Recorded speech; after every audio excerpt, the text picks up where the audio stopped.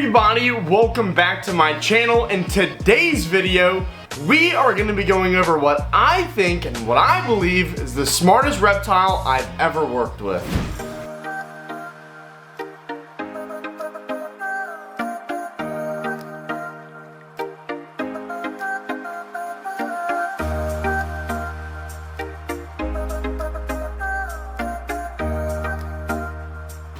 Alright everybody, well I appreciate you tuning into today's video. Again, if you haven't found out by the intro and the title of today's video, we are going to be going over what I believe to be the smartest reptile I've ever worked with. Now this is a species as a whole, and we'll get into that in just a second, but if you're new, make sure you drop a like down below. Consider subscribing, it definitely helps out my channel. We're trying to hit 10,000 subscribers, we're getting so close. I appreciate all you new subscribers. Again, comment below. Let me know that you subscribed. I want to interact with y'all more, but let's go ahead and get into today's video.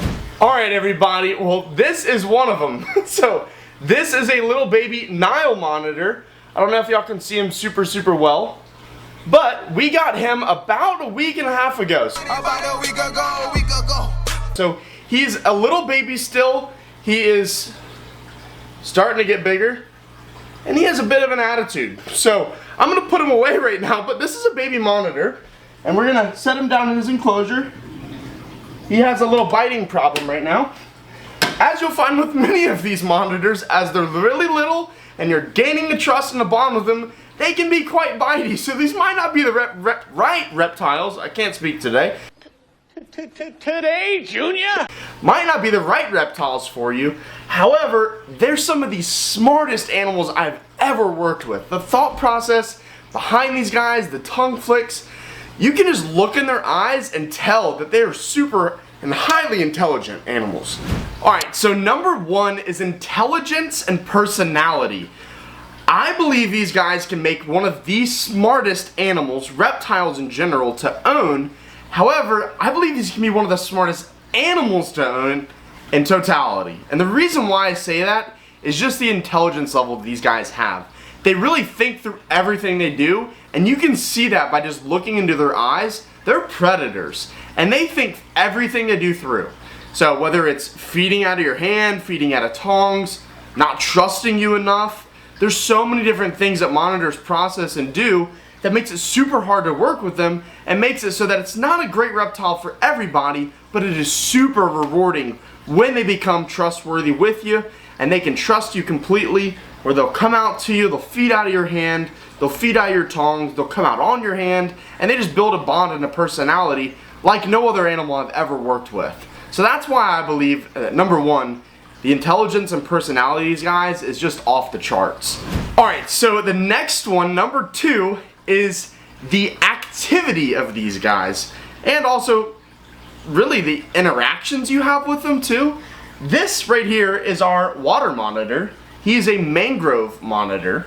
He spends his time in, I can't even remember what size tank this is. It's huge. It's a really big tank. So my arm is probably 3.5, 4 foot. I mean, this is a really big enclosure. So he's got about 20 gallons of water down here that he swims in. He's still a juvenile. He's very young. He's probably about 1.5 feet long, maybe a foot long. But often I'll find him up there sunbathing. He'll climb up these mangroves, which I built this whole enclosure. This was a vivarium where it was half land, half water, and we had some different animals in there, but I thought it'd be better suited for him, and he loves it. He is in the water 90% of the time, and the only other time I'm really ever get him out of the water is to either handle him or to get up there and bask. But he's super active. You see him, you go up to the enclosure, he looks at you, he knows exactly who I am, who feeds him in the household, and who he still doesn't trust, which is still me. So I'm building a relationship and a bond with them. These are super hard animals to tame. Water monitors in general are typically harder to tame than really anything else because of just how smart they are. And they can be pretty stubborn too. Then I'm not going to discredit that. They can definitely be stubborn animals to work with. However, the bond you can build with these guys is like no other. They are literally like the dogs of reptiles. You guys see full-grown Asian water monitors walking around, hanging out, cuddling with you. I don't know that I would do this with a mangrove monitor or a Nile monitor like we have, But maybe a Savannah monitor, sure, or a huge Asian water monitor. I definitely don't have the space for that right now. Maybe in the future, if you guys subscribe and enjoy the content, maybe one day I'll get a huge water monitor. I don't know though, we'll see. But it can be super rewarding once you've built a trust and built a bond with these guys. Just the interactive and the activity with them as well. It's like no other. Now the other reason why I like these guys so much is the lifespan. Unlike a chameleon where they're only going to live for a couple years and they get super stressed out super easy, these guys can definitely stress out and they can definitely not trust you and not build a bond with you if you don't care for them properly or do the proper things you need to do to build a bond. But these guys can live for quite a long time. I mean, they're known to live for 20 plus years, and full-grown Asian water monitors can live for well longer than that. So these guys can live for a really long time, which means you can build a really good bond with an animal that you can have for life. Maybe not your whole life, but for a long, long time. So that's another thing when getting into these bigger monitors and bigger lizards in general and snakes is they live for a long time. So make sure before you just go out and buy one, because they're at the expos and they're not that expensive to get.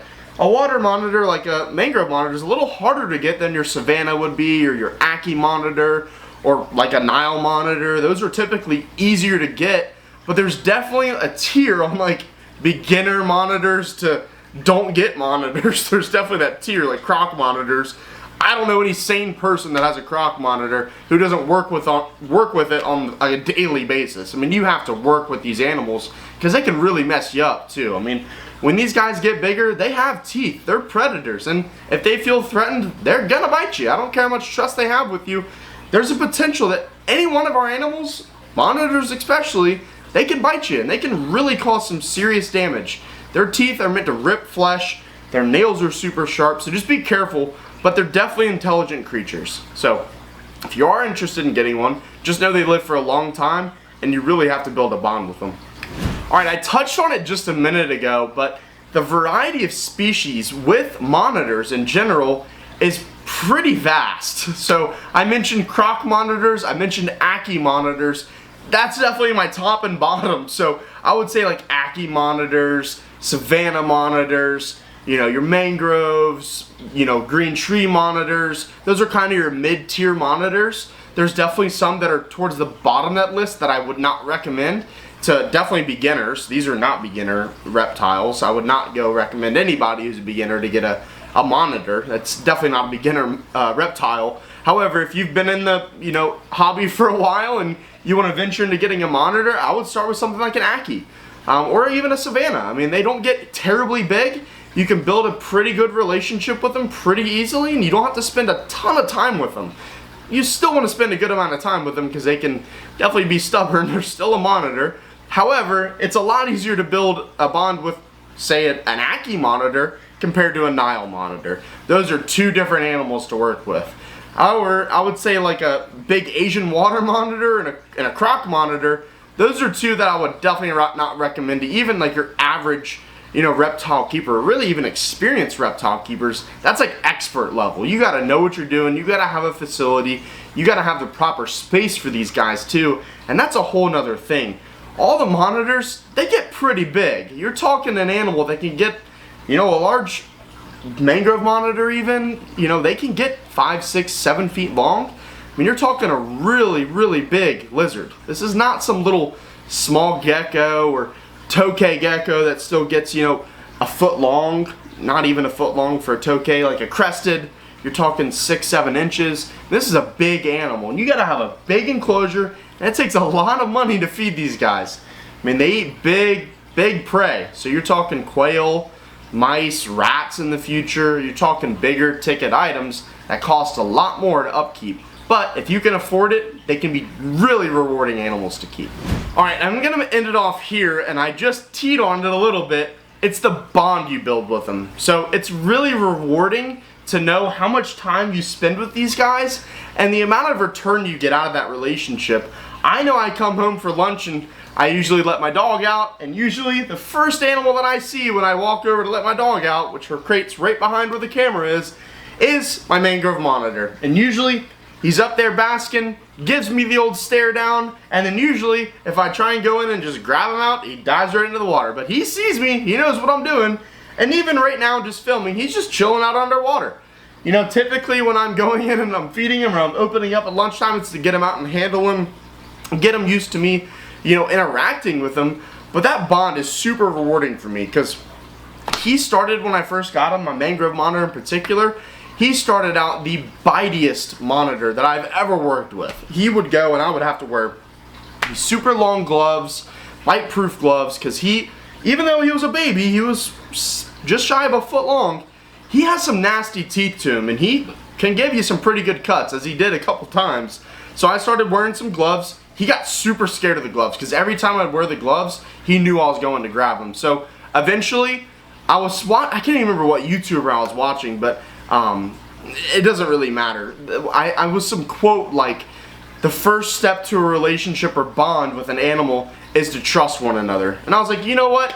I'm just gonna trust it. So I put my hand in. I obviously didn't go from above because you never want to do that with monitors. They always instinctively go as prey items. They're gonna get eaten by some bird or prey or something. Anyways, you want to go from underneath. So I went in underneath and I scratched his chin. He did some tongue flicks and I gave him a nice bit of massage underneath of his tongue. And I touched on this in a previous video, and you can go watch back on that. I'll leave a link down in the description. But monitors, they'll do tongue flicks, and then they'll actually put their tongue on the side of their mouth and like download this information. And that's really good, especially when you're having a positive interaction with these guys. It's because they're learning. They're constantly learning and taking everything in around them. But it all boils back down to the bond. And really, to have that rewarding bond with an animal like that, it's just like no other. I mean, it's like you go to train your dog and you finally taught it how to do a trick. It's the same thing but worse. This guy could take my hand off once he gets bigger. So I definitely want to create that bond, create it early, and continue to work with him as he grows so that he's not so aggressive and bitey when he's older. And he's gotten so much better about that. I can't even remember the last time he's tried to bite me. It's been months, which is amazing because he was insane before. So that's pretty much it. Let's go ahead and get into this outro. Alright, so I know that was kind of all over the place, but I appreciate you sticking through till the end of this video. Again, if you're new, make sure you drop a like down below. Consider subscribing. Again, I just wanted to cover monitors because I love them. I have 3 myself. I have a Savannah, I have a Nile, and then I have a mangrove monitor, all of which are relatively small. We actually just got the Nile monitor as well as the Savannah not too long ago.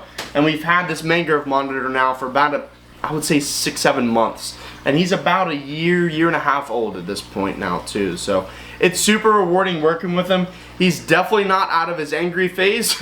They have like teenage years and stuff like that. So continue to follow along if you want to learn more about these awesome animals. I'm doing a lot more vlog style stuff, so hopefully you guys enjoyed that. If, again, you're new, make sure you go check out some of my older videos. But again, owning monitors can be super rewarding, but before you go get any animal, and any particular animal, like a monitor, make sure you do the proper research on it before you do it. If you're a beginner, don't get a monitor. I do not recommend it. But again, I appreciate you guys sticking through till the end of this one. Hope to see you in the next. Peace.